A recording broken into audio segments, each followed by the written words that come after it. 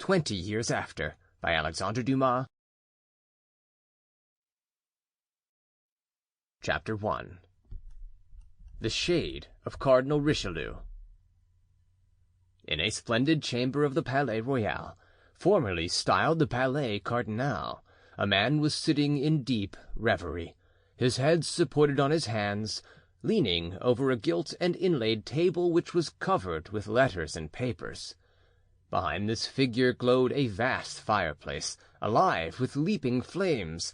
Great logs of oak blazed and crackled on the polished brass andirons, whose flicker shone upon the superb habiliments of the lonely tenant of the room, which was illumined grandly by twin candelabra rich with wax lights.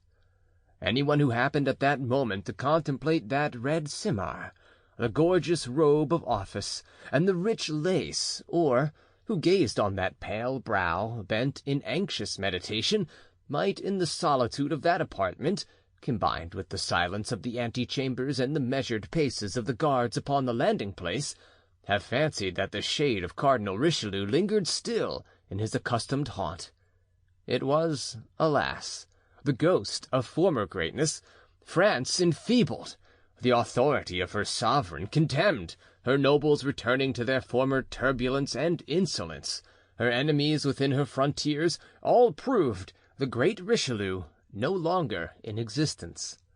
In truth, that the red simar which occupied the wonted place was his no longer, was still more strikingly obvious from the isolation which seemed, as we have observed, more appropriate to a phantom than a living creature, from the corridors deserted by courtiers and courts crowded with guards, from that spirit of bitter ridicule which, arising from the streets below, penetrated through the very casements of the room, which resounded with the murmurs of a whole city leagued against the minister, as well as from the distant and incessant sounds of guns firing, let off happily, without other end or aim except to show to the guards, the Swiss troops, and the military who surrounded the Palais Royal, that the people were possessed of arms.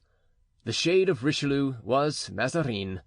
Now, Mazarin was alone and defenceless, as he well knew. "Foreigner!" he ejaculated. "Italian!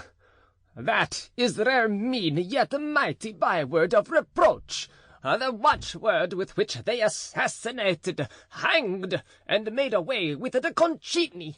And if I gave them their way, they would assassinate, hang, and make away with me in the same manner, although they have nothing to complain of except—" Sample complete. Ready to continue?